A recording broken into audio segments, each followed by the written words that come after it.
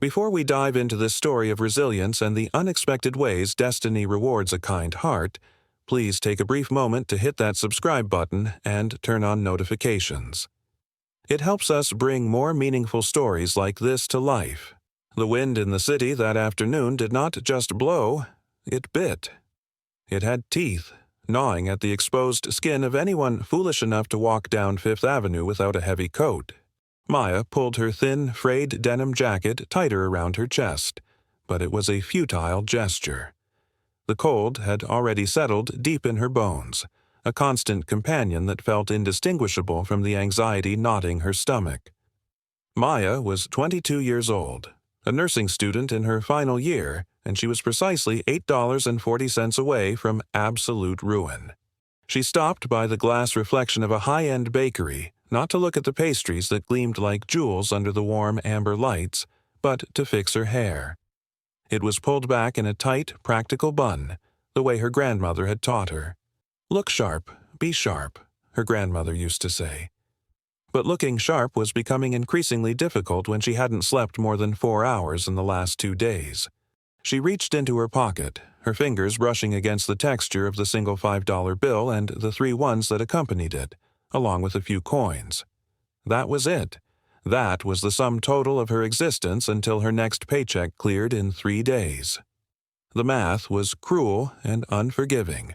She needed $4 for the bus fare to get to her clinical rotation at the hospital tomorrow and the day after.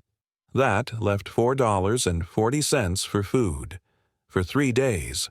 "Just keep moving, Maya," she whispered to herself, her breath forming a fleeting cloud of white mist that vanished instantly.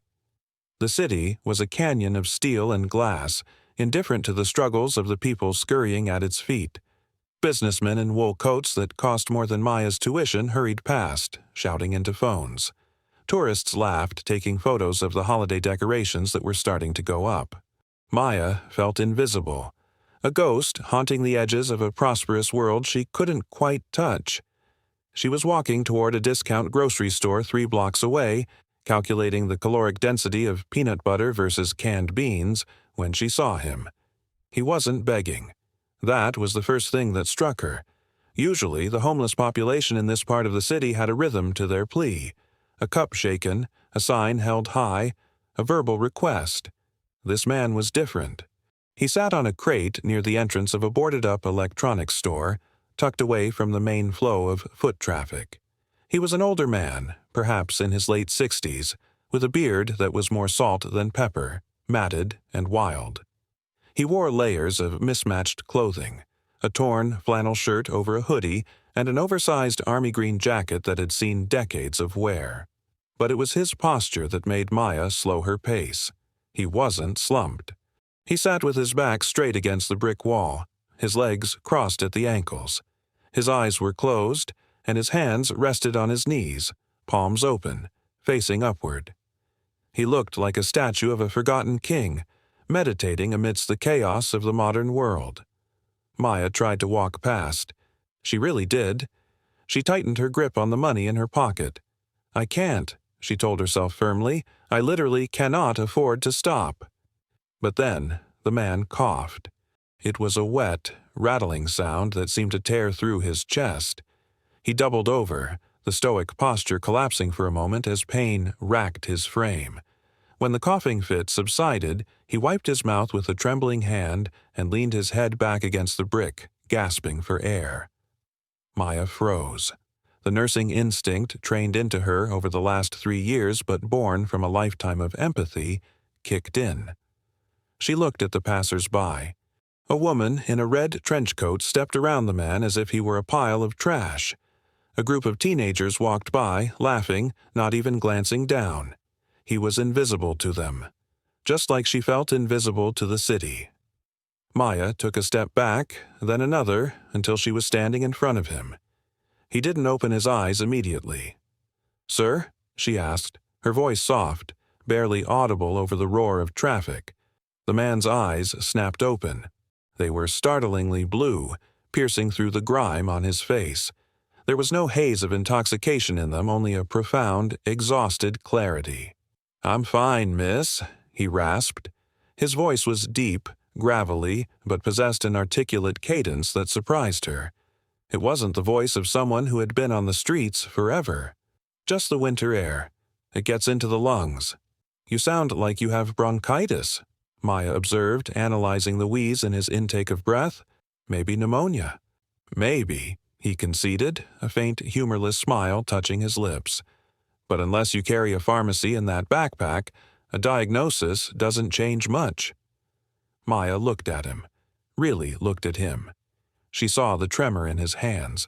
Not from withdrawal, but from the cold and lack of blood sugar. She saw the hollowness of his cheeks. This man was starving. She gripped the money in her pocket. The paper felt hot against her freezing fingers. $4 for the bus. $4 for food. If she spent anything now, she would be walking 5 miles to the hospital in this weather. Or she wouldn't eat. "When was the last time you ate?" Maya asked. The man looked away, his pride warring with his biology. "A day ago. Maybe 2. Time is fluid out here." Maya closed her eyes for a second. She thought of her empty refrigerator. She thought of the long shift ahead of her tomorrow. Then she opened her eyes and looked at the man who was shivering despite his attempt to stay rigid. "Wait here," she said. The decision wasn't made with a grand flourish. It was made with a quiet resignation to the dictates of her conscience. Maya turned and walked into the small corner deli adjacent to the grocery store. The warmth of the shop hit her like a physical blow, smelling of roasting coffee and grilled cheese. Her stomach gave a loud, treacherous growl. She ignored it. She walked to the counter. The man behind the register, a heavy-set guy with a stain on his apron, looked her up and down. He knew the look of someone counting pennies. "Help you?" he grunted.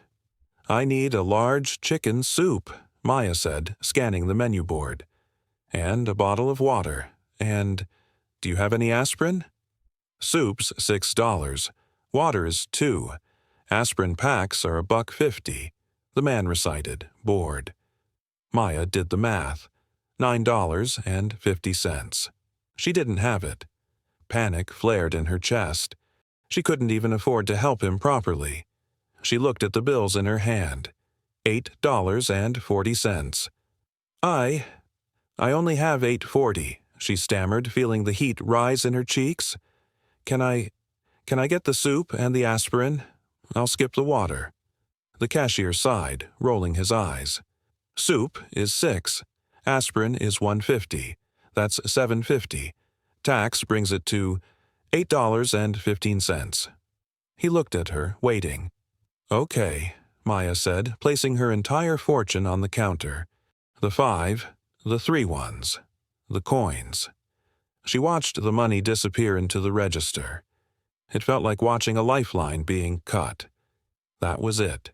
She had 25 cents left to her name. No bus fare, no food for herself for 3 days.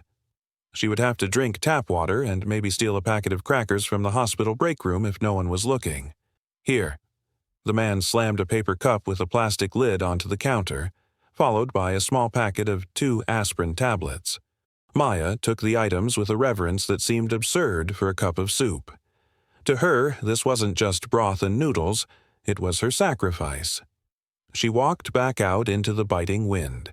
The cold felt even sharper now that she had lost the psychological safety net of her money. She approached the man on the crate. He was still there, eyes closed again, shivering more violently now. "Sir," Maya said. He looked up. When he saw the steaming cup in her hand, his eyes widened slightly. He didn't reach for it greedily. He hesitated.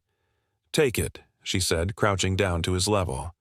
She didn't care that her jeans were touching the dirty sidewalk.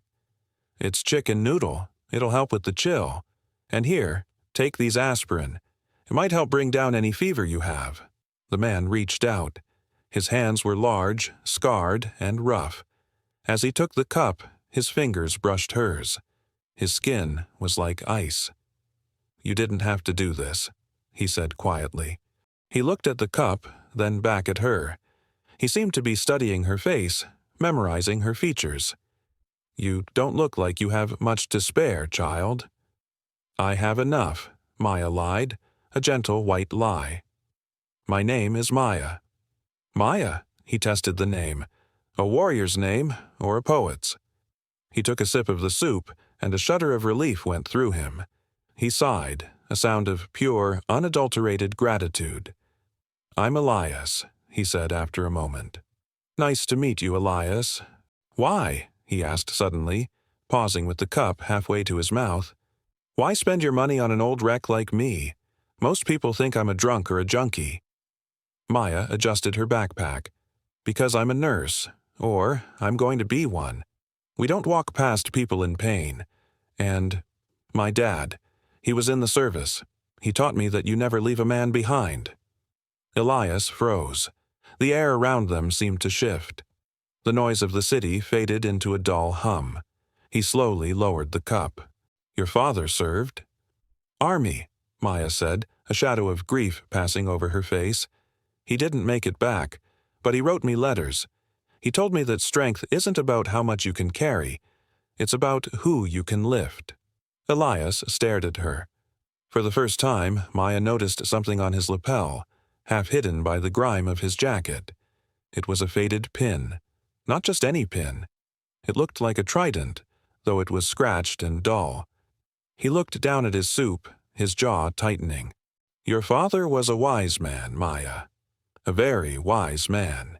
He ate the soup with dignity, despite his hunger. He didn't wolf it down. He ate methodically. When he finished, he took the aspirin, swallowing them dry. "Thank you," he said. That is the best meal I have had in a very long time." Maya stood up, her knees popping. "I have to go. I have a long walk home." "Wait," Elias said. He reached into the deep pocket of his army jacket. Maya thought he was going to pull out a weapon or some trash, but instead, he pulled out a small, tattered notebook and a stub of a pencil. "Give me your hand," he commanded. It wasn't a request, it was an order given with a tone of authority that startled her. She held out her hand. Elias took it, turning it palm up.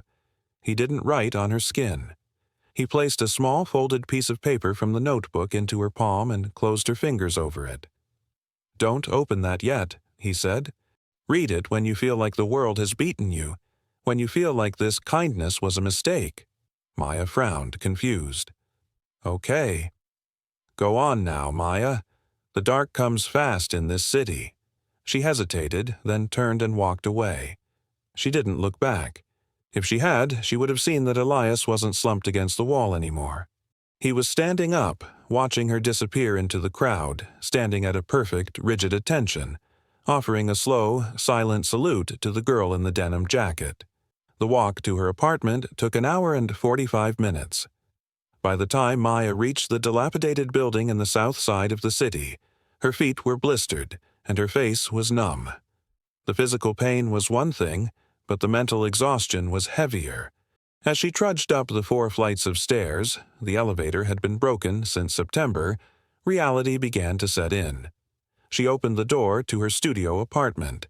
It was a tiny box of a room, sparse and clean. She flipped the light switch. Nothing happened. She flipped it again. Click, click, darkness. Maya dropped her backpack on the floor and let out a sound that was half laugh, half sob. The electricity. She had forgotten the cutoff notice was for today, not tomorrow. She navigated the room by the dim, orange light of the street lamps filtering through the window. She sat on the edge of her bed, still in her coat because the heating was electric too. The room grew colder by the minute. Her stomach cramped, a violent reminder that she hadn't eaten since breakfast, which had been a piece of toast. Was it worth it? The thought crept in like a snake. You helped a stranger, and now you're sitting in the dark, freezing, hungry. He's probably forgotten you already. He's just another guy on the street. She curled up on the bed, pulling the duvet over her coat. She felt foolish. She felt like a naive little girl who thought she could save the world with $8 while her own life fell apart. Tears pricked her eyes, hot and stinging. She was so tired of struggling. She was so tired of doing the right thing and getting punished for it. Then she felt the crumple of paper in her hand. She had forgotten she was still clutching the note Elias had given her. Read it when you feel like the world has beaten you. She sat up, fumbling for her phone. She had 12% battery left. She used the screen's glow to illuminate the scrap of paper. It was a page torn from a dirty notebook, but the handwriting was elegant, precise cursive, an older style of writing that spoke of discipline. It read, "In the teams, we have a saying. The only easy day was yesterday. You faced a hard day today, Maya. You faced a choice between your survival and your humanity. You chose humanity. Most people fail that test. I have seen men break under less pressure than an empty stomach. You are a warrior, whether you know it or not. Stay at your post. The dawn is coming." It was signed simply, Master Chief E. Vance, read it. Maya stared at the note. The teams. Master Chief. Her father had told her about the Navy SEALs. He spoke of them with a hushed reverence. The elite. The hardest of the hard. Was Elias? No, it couldn't be. A retired SEAL wouldn't be rotting on a street corner in a torn jacket. It was probably a delusion. A story he told himself to survive the indignity of his life. But the handwriting, the clarity in his eyes, the way he had ordered her to give him her hand. Maya lay back down, clutching the note to her chest. The hunger was still there. The room was still freezing. But something inside her chest felt a little warmer. She wasn't just a broke student. She was a warrior. He had said so. She closed her eyes, trying to sleep to escape the hunger. She had no idea that across the city, Elias Vance was not sleeping on a crate. He had walked 2 blocks to a payphone. He had made a single call. "It's Vance," he had said into the receiver, his voice commanding and sharp, stripping away the wheeze of the illness. "Code green. I found one. Initiate the protocol for tomorrow morning. Location, St. Jude's Nursing College." Maya drifted into a fitful sleep, unaware that her $8 hadn't just bought a bowl of soup. It had purchased a ticket to a destiny she couldn't possibly imagine. The test wasn't over. It had just begun. The ride in the black SUV was silent. The interior smelled of new leather and something sterile, like ozone. Maya sat in the back, her backpack, still containing her dead phone and empty wallet, clutched on her lap like a shield. They didn't go to the Veterans Hospital. Commander Sterling had made a call en route, speaking in code, before directing the driver to head north, away from the city center, toward the jagged coastline where the cliffs met the churning gray ocean. "He hates hospitals," Sterling explained, catching Maya's questioning glance in the rearview mirror. "He calls them waiting rooms for the grave. We're taking him to the safe house. It's a facility we use for sensitive recoveries. It's fully equipped." They arrived at a wrought iron gate that opened automatically upon their approach. The driveway wound through a dense forest of pine, the trees heavy with snow, looking like silent sentinels guarding a secret. Finally, the house came into view. It was a modern fortress of concrete and glass, perched on the edge of a cliff overlooking the Pacific. It was beautiful, cold, and imposing. Inside, the transition was jarring. The house was warm, minimalist, and staffed by men who moved with the same quiet efficiency as Sterling. "This way," Sterling directed. They entered a large room with a panoramic view of the storm-tossed ocean. In the center of the room was a hospital bed, surrounded by monitors that hummed rhythmically. Maya almost didn't recognize him. Elias had been scrubbed clean. The matted beard was gone, replaced by a neat military-style shave that revealed a strong, square jawline. His hair was cut short. He wore clean gray tactical pajamas. But the eyes, those piercing, intelligent blue eyes, were the same. He was sitting up, reading a leather-bound book. An IV line ran into his arm. "Report," Elias said without looking up, his voice stronger now, though still raspy. "Assets secured, Master Chief," Sterling said. "Miss Bennett is here." Elias closed the book and looked at Maya. For a long moment, silence stretched between them, heavy and assessing. Maya felt the urge to curtsy or salute, both of which seemed ridiculous. "You look better," she said, her voice sounding small in the vast room. Soap and water are miracles of modern engineering, Elias replied dryly. He gestured to a chair next to his bed. Sit, Maya. She sat. Up close, she could see the toll the streets had taken on him. His skin was weather-beaten, and there was a deep weariness in his posture that no amount of luxury could hide. Sterling gave you the check? Elias asked. Yes, but I haven't cashed it. I can't. Elias frowned, a deep furrow appearing between his brows. Why? Is it insufficient? No, it's too much. It's $50,000, Elias, for a cup of soup. Elias leaned forward, wincing slightly as his chest pulled. It is not for the soup. The soup was the catalyst. The money is for the future. He looked out at the ocean, his expression darkening. I have a condition, Maya. The doctors here call it pulmonary fibrosis, aggravated by exposure and pneumonia. My lungs are turning to stone. I have months, maybe a year, maybe less. Maya's nursing instinct kicked in, overriding her shock. She looked at the monitors.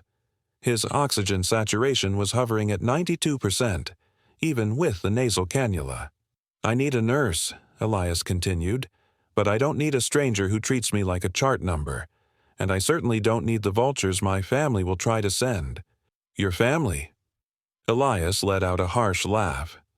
I have a nephew, Julian. He runs a conglomerate that absorbs smaller companies. He has been waiting for me to die for 10 years so he can get the rights to a guidance system patent I hold. He thinks I'm senile. He thinks I'm weak. He turned back to Maya, his eyes locking onto hers.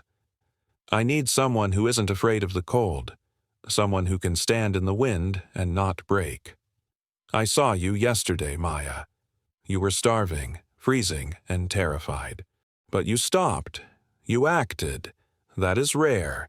That is precious. So you want me to work here? Maya asked. I want you to live here.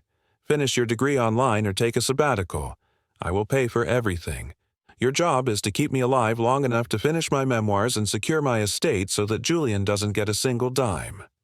I want to leave my legacy to people who deserve it, like you. Maya looked at the man. She saw the vulnerability behind the steel exterior. He was a warrior in his final battle, and he was surrounded by enemies. I'm not a soldier, Maya said softly. No, Elias agreed. You're a healer, and right now, that is more powerful. Maya took a deep breath. She thought of her empty apartment, the darkness, the cold. Then she looked at the warmth of this room and the man who needed her. Okay, she said, I'll do it, but on one condition. Elias raised an eyebrow. You're in a position to negotiate? Yes, you have to eat what I tell you. No arguing, and you have to do your breathing exercises. No skipping. A slow smile spread across Elias's face. It made him look 20 years younger. Deal. Welcome to the team, Maya. 2 weeks passed. Life at the Cliffside estate fell into a routine that was both demanding and enlightening. Maya's life transformed overnight. She had a warm room, unlimited food, which she initially ate with guilt, then with gratitude, and access to a library that rivaled the university's. But the work was hard. Elias was a difficult patient. He treated his recovery like a military operation. If his oxygen levels dropped, he viewed it as a personal failure. If he couldn't walk the length of the hallway, he would brood for hours. Maya learned to manage him. She learned that he responded better to challenges than to sympathy. Instead of saying, "You should rest," she would say, "Tactical pause required to regenerate stamina." He would grunt, but he would listen. She also learned about his life. In the evenings, when the storms battered the glass, Elias would dictate his memoirs to her. He spoke of missions in the jungle, of losing friends in the desert, of the crushing weight of command. He taught her about leadership, about the burden of choice, and about the gray zone, the moral ambiguity where most of life happens. Education isn't just about textbooks, Maya. he told her one night over chess, a game he was ruthlessly teaching her. School teaches you how to do things. Life teaches you why. A nurse knows how to insert a catheter. A great nurse knows when to hold a hand. But the peace was fragile. On a Tuesday morning, the intercom buzzed. Sterling, who acted as the estate's security chief, walked into the medical bay. His face was grim. "We have a situation at the gate," Sterling said. "It's Julian." Elias's face hardened into a mask of stone. "I told you, he is not permitted on the premises." "He has a court order," Sterling said, handing a paper to Elias. "He's petitioning for emergency guardianship. He claims you are mentally incompetent due to self-inflicted vagrancy and severe illness. He brought a psychiatrist and a lawyer." Elias threw the paper on the floor. "The audacious little—" "Let them in," Maya said suddenly. Both men looked at her. "What?" Elias barked. "Absolutely not. If you don't let them in," Maya said calmly, checking his IV drip, "they will claim you are being held against your will. They will come back with the police. Let them in. Let them see you. Show them you're not the man on the street anymore." Elias stared at her. He saw the logic. It was a tactical risk, but a necessary one. "Smart," Sterling nodded approvingly. "Draw the enemy into the kill zone." "Fine," Elias growled. "But Maya, you stay by my side. Do not let them separate us." 10 minutes later, the double doors opened.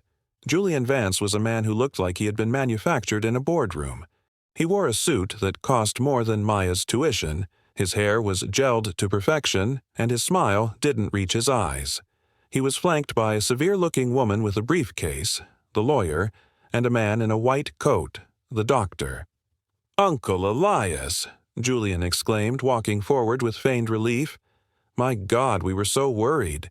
When we heard you were found on the street, it was a nightmare." "Cut the act, Julian," Elias said, his voice cold. "You were worried I'd die before you got the signature." Julian stopped, his smile faltering slightly. "Uncle, please, you're clearly not well. We're here to help. We have a suite ready for you at Golden Horizons. Specialized care. Dr. Evans here can attest that you need professional psychiatric monitoring." "I have care," Elias said, gesturing to Maya. "This is Maya Bennett, my private nurse." Julian turned his gaze to Maya. It was dismissive, like he was looking at a piece of furniture. "A student?" Julian scoffed. "Uncle, this is absurd. You need real medical professionals. This girl? She's probably just after your money. Who knows what she's feeding you?" "She is feeding me soup," Elias said, "which is more than you ever did." The lawyer stepped forward. "Mr. Vance, under the state's elder protection laws, we have concerns about undue influence. This young woman found you on the street 2 weeks ago, and now she is living in your estate? It looks predatory." Maya felt the blood rush to her face. Predatory? She wanted to scream, but she remembered Elias's lessons. Emotion is a variable. Control it. Maya stepped forward, placing herself between Julian and Elias. "Mr. Vance is fully oriented to person, place, and time," Maya said, her voice steady, employing her best clinical tone. "His vitals are stable. His nutrition has improved by 15% in 2 weeks. He is writing a memoir. He beats me at chess daily. There is no evidence of cognitive decline. If you try to remove him, it will be against medical advice and against his civil rights. And I will testify to that." Julian looked at her, his eyes narrowing. He realized she wasn't just a servant. She was a wall. He stepped closer to her, invading her personal space. He lowered his voice so only she could hear. "Listen to me, you little street rat. I don't know what game you're playing, but you're out of your league. Walk away now, and I'll write you a check for 100,000. Stay, and I will destroy your future. I'll make sure you never get a nursing license in this country. I'll paint you as a con artist who preyed on a senile veteran." It was a terrifying threat. He had the power to do it. Maya thought of her dreams, her years of study. One phone call from him could end it all. She looked at Elias. He was watching her, waiting. This was the test. Not a test of medicine, but a test of character. Maya looked back at Julian. She didn't blink. "Get out of my patient's room," she said loudly. "You are elevating his blood pressure." Julian's face turned red. He stepped back, sneering. "This isn't over," he hissed. "We'll be back with a judge." He turned and marched out, his entourage trailing behind. When the doors closed, silence returned to the room. Maya's knees felt weak. She slumped into the chair. Elias reached out and placed his hand on hers. His grip was frail, but warm. "You declined the 100,000, he noted. "I didn't do it for the money," Maya whispered. "I told you, we don't leave people behind." Elias closed his eyes, a look of profound peace settling on his face. "Then it is time," he said softly. "Time for the next phase." The stress of the confrontation took a toll on Elias. That night, his fever spiked to 103. His breathing became labored, the rattling in his chest sounding like gravel in a mixer. Maya worked tirelessly. She cooled him with damp cloths, managed his medication, and monitored his oxygen. Sterling stood guard at the door, useless against a biological enemy but ready to fight any physical one. By 3 a.m., the fever broke. Elias woke up, lucid but weak. "Maya," he whispered. "I'm here," she said, adjusting his pillow. "Drink this." He took a sip of water. "We don't have much time. Julian will find a judge. He has deep pockets. He will be back tomorrow or the day after, and he will have the police. We'll fight them," Maya said. "Sterling has lawyers, too." "Lawyers take time," Elias wheezed, "and time is what I don't have. I need to secure the legacy tonight." He pointed to a safe built into the wall. "Open it. Code 040468. Maya hesitated, then walked to the safe. She entered the numbers. The heavy steel door clicked open. Inside, there was no money. There was a thick, sealed envelope and a small velvet box. "Bring them," Elias commanded. Maya brought them to the bed. "The envelope," Elias said, his voice gaining a strange intensity, "contains the patent rights to the Phoenix guidance system. It is worth roughly $400 million, but it is also dangerous. If Julian gets it, he will sell it to foreign bidders. He cares only about profit, not national security." Elias took a ragged breath. "I cannot hold it anymore, and I cannot give it to the government directly. The bureaucracy would bury it or misuse it. I need a trustee, someone incorruptible." He looked at Maya. "I want you to take legal guardianship of the trust. Not the money, the responsibility. You will decide who gets the technology. You will decide which charities get the funds. You will be the gatekeeper." Maya recoiled. "Elias, no. I'm 22. I'm a nurse. I can't run a multi-million-dollar trust. I don't know anything about weapons or business." "That is exactly why it must be you," Elias argued, his voice rising. "Because you are not corrupted by it. You spent your last $8 on a stranger. You stood up to a tycoon to protect a dying man. Integrity is the only qualification that matters. The rest, Sterling will help you. The lawyers will help you. But the decisions must be yours." He pushed the velvet box toward her. "Open it." Maya opened the box. Inside sat a navy trident pin. It was gold, heavy, and polished. It wasn't the dull one he wore on his coat. This was his dress pin. "This," Elias said softly, "is the only thing I have of value that is truly mine. I earned it in mud and blood.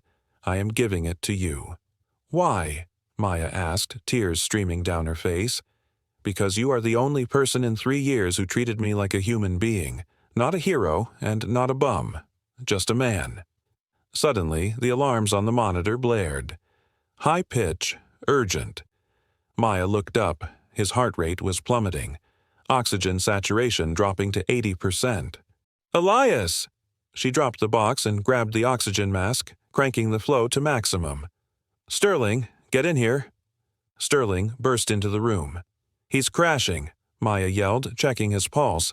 It was thready, irregular. Elias grabbed Maya's wrist.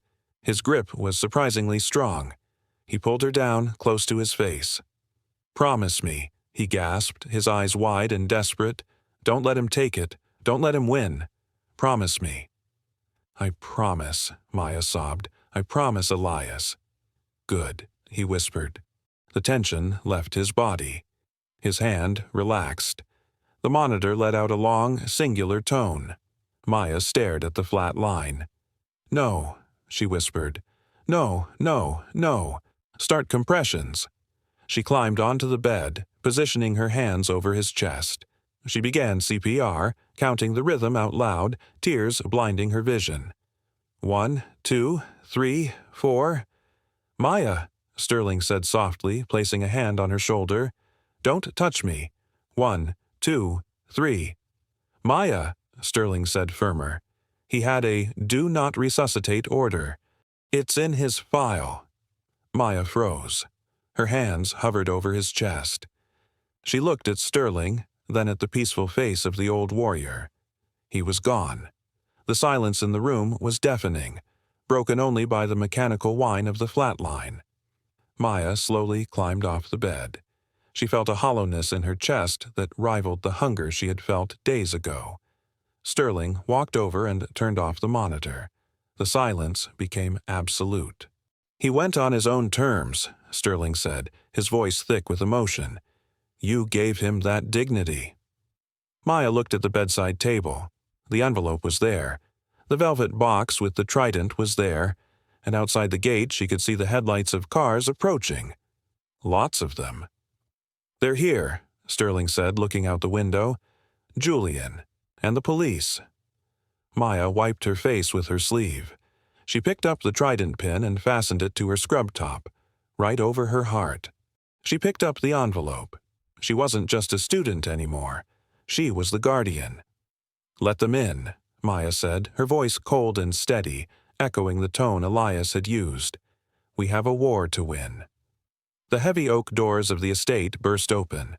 This time, Julian didn't wait to be buzzed in. He walked in with the entitlement of a king reclaiming his castle, flanked by 2 uniformed police officers and his legal team. "Where is he?" Julian demanded, his voice echoing in the cavernous hallway. "I have an emergency custody order signed by Judge Halloway. If you interfere, Miss Bennett, you will be arrested for kidnapping and elder abuse." Maya stood at the top of the short staircase leading to the sunken living room. She was still wearing her scrubs. The golden trident pin gleamed on her chest, catching the light. Her eyes were red from crying, but her hands were steady. "He is gone, Julian," she said quietly. Julian froze. The silence that followed was suffocating. "What do you mean, gone?" Julian snarled, taking a step forward. "Did you move him?" "He passed away 10 minutes ago," Sterling said, stepping out from the shadows. He stood beside Maya, his hands clasped behind his back, looking every inch the formidable commander he was. Julian's face went through a complex spasm of emotions: shock, calculation, and then a grotesque form of relief masked as grief. "Dead?" Julian turned to the police. "You hear that? She killed him. I warned you. She hastened his death to get into the will. I want this place sealed as a crime scene. I want an autopsy, and I want her in handcuffs." The officers looked uncomfortable. They looked at Maya, a young woman in scrubs who looked shattered, not like a murderer. "Officers," Sterling said, his voice cutting through the hysteria like a knife. "Mr. Vance died of natural causes related to end-stage pulmonary fibrosis. His personal physician is en route to sign the certificate. Furthermore, this house is not a crime scene. It is the property of the Vance Trust." "I am the Vance Trust," Julian shouted, losing his composure. "I am his only living relative. That means everything here is mine. The house, the accounts, the patents. Get out, both of you. You're trespassing." He pointed a shaking finger at Maya. "And give me whatever he gave you. I saw you holding an envelope." Maya held the thick envelope tightly. She could feel the weight of the promise she had made. Don't let him win. She walked down the stairs, moving directly toward the police officers. She didn't look at Julian. "Officer," Maya said to the sergeant, her voice clear. "My name is Maya Bennett. I am the appointed executor of the estate of Elias Vance. This document," she held up the envelope, "is a holographic will, written and signed by Mr. Vance in the presence of witnesses, superseding all previous arrangements." Julian laughed, a harsh, barking sound. "A holographic will? Written by a senile old man under duress? It won't hold up for 5 minutes in probate court. You're a waitress or a nurse or whatever. You're a nobody." Maya turned to Julian. She looked him in the eye. "I am the person who held his hand when he died," she said. "Where were you, Julian? Checking his stock prices?" "You? Insolent!" Julian lunged for the envelope. In a blur of motion, Sterling stepped between them. He didn't strike Julian. He simply occupied the space with such density that Julian bounced off him. "Assaulting an executor is a felony," Sterling stated calmly, "as is trespassing. The title of this property transferred to the trust the moment Elias's heart stopped. You are not a trustee. Therefore, you are an intruder." Sterling turned to the police. "Gentlemen, I am asking you to remove this man from the premises. If he wishes to contest the will, he can do so in court. But tonight, this is a house of mourning. Show some respect for a veteran." The sergeant looked at Julian, then at the grieving nurse and the stoic bodyguard. The choice was clear. "Mr. Vance," the officer said, taking Julian's arm, "you need to leave. You can call your lawyer in the morning." "This isn't over," Julian screamed as he was escorted out, his voice cracking. "I will bury you in litigation. I will make sure you wish you had never met him." The heavy doors slammed shut. The silence returned. Maya let out a breath she felt she had been holding for an hour. She slumped against the wall, clutching the envelope to her chest. "He's right about one thing," Sterling said softly, looking at the door. "He will bury us in litigation. The real war starts now." The funeral was small. Military honors were rendered. A flag folded. Taps played on a bugle that echoed mournfully over the cliffs. Maya received the flag because there was no one else. 3 days later, the war moved to a courtroom. It was a closed hearing in the probate court. Julian had hired a legal team that cost more than the hospital wing Maya worked in. They were sharks, smelling blood in the water. They painted a picture of Maya that was unrecognizable, a manipulative opportunist who preyed on a vulnerable, mentally unstable hermit. Maya sat at the defendant's table, wearing a simple black suit she had bought at a thrift store. She felt small. She felt out of place. Every time the opposing lawyer said, "The defendant, a destitute student," it felt like a slap. "Your Honor," Julian's lawyer concluded, pacing the floor, "it is inconceivable that a man of Mr. Vance's stature would leave control of a vital defense patent and a $50 million estate to a girl he knew for 2 weeks. This is a clear case of undue influence. We ask that the holographic will be discarded and the estate revert to the next of kin." The judge, a stern woman with glasses perched on the end of her nose, looked at Maya. "Does the defense have anything to add before I rule?" Sterling stood up. He was wearing his dress blues, his chest heavy with ribbons. "We do, Your Honor. We would like to play the video addendum referenced in the will." "Objection," Julian shouted. "We haven't authenticated—" "Overruled," the judge said. "Play it." The lights dimmed. A screen descended. The video flickered to life. It was Elias. He was sitting in the library of the safe house. He looked weak, but his eyes were sharp. He was looking directly into the lens. "If you are watching this," Elias's voice filled the courtroom, "then I have finally gone to the chaotic rendezvous, and my nephew Julian is currently sitting in the room, likely wearing an Italian suit, trying to explain why he deserves money he didn't earn." Julian stiffened. "I am of sound mind." Elias continued. I am clearer now than I have been in years. I want to address the court directly regarding Maya Bennett. On the screen, Elias leaned forward. For 2 years, I conducted a social experiment. I lived on the streets. I wanted to see if the values I fought for, honor, courage, commitment, still existed in the civilian world. I found apathy. I found cruelty. Until Maya. She didn't know who I was. She had $4 to her name. She spent them on me. She compromised her own survival to help a stranger. That is not undue influence, Your Honor. That is the definition of heroism. I am not leaving my estate to her because she is my nurse. I am leaving it to her because she is a better human being than I am, and certainly better than my nephew. Julian, Elias said, looking at the camera with a chilling intensity. You want the patent for the Phoenix system? You can't have it, because it wasn't designed to make money. It was designed to save lives. You would sell it to the highest bidder. Maya will protect it. To Maya Bennett, I leave the Trident Trust with full executive power. To my nephew Julian, I leave the sum of $8.40, the exact amount Maya spent to save my life. Perhaps, if you invest it wisely, you will learn its value. The screen went black. The courtroom was dead silent. The stenographer had stopped typing. The judge took off her glasses. She looked at Julian, who was pale, his mouth opening and closing like a fish. Then she looked at Maya, who was crying silently. The court finds the will valid, the judge said, banging her gavel. Case dismissed. 2 years later. The auditorium was packed. It was graduation day for the University School of Nursing.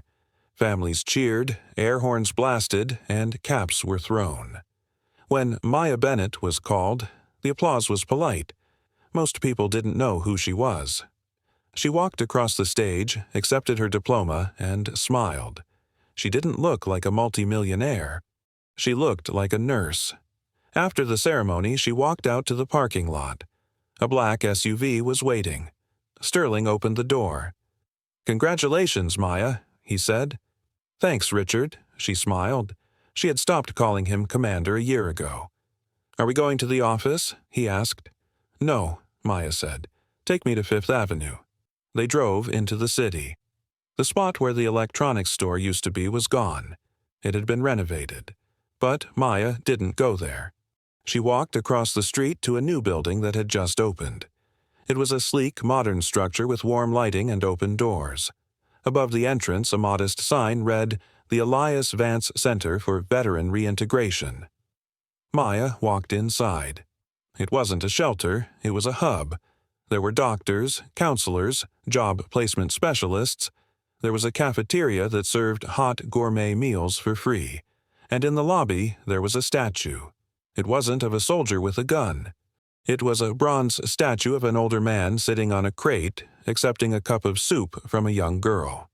Maya stood in front of it. She wasn't wearing expensive jewelry, but on the lapel of her blazer, she wore the trident pin. She had kept her promise.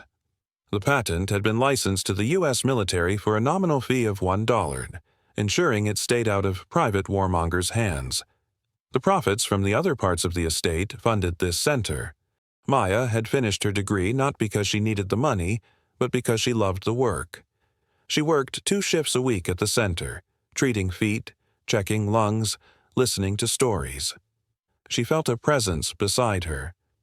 It was a young man, disheveled, carrying a heavy backpack. He looked at the statue, then at Maya. "Is that you?" he asked, pointing to the bronze girl. Maya smiled. "A long time ago." "Why did you do it?" the young man asked. "Why help a bum?" Maya turned to him. She reached into her purse and pulled out a voucher for a hot meal and a room for the night at the center. "Because," Maya said, echoing the words that had changed her life, "strength isn't about how much you can carry. It's about who you can lift." She handed him the voucher. "Go inside," she said. "The soup is really good." As the young man walked into the warmth of the center, Maya turned and walked back out into the cold winter air. but she didn't feel the chill. She felt the warmth of $8 compounded by interest, paying dividends of hope that would last a lifetime. Thank you for watching this story to the end. While this was a work of fiction, it illustrates a profound psychological and leadership concept known as the servant leadership model. The ripple effect of integrity. Maya's initial act was small, microphilanthropy, but it signaled a high character value. In game theory and evolutionary biology, this is called costly signaling. By sacrificing her own resources when she had none, she proved her trustworthiness more effectively than any contract could. The trap of materialism. The antagonist, Julian, represented the zero-sum game mindset, the belief that for him to win, someone else must lose. This mindset often leads to short-term gains but long-term isolation and failure. The power of agency. Maya transformed from a passive victim of poverty to an active agent of change not by winning the lottery, but by accepting responsibility. As Elias taught her, true power comes from responsibility, not just authority. If you enjoyed this story, here is what I can do for you next. Would you like me to create a breakdown of the specific screenplay beats used in this story so you can apply them to your own storytelling or video production?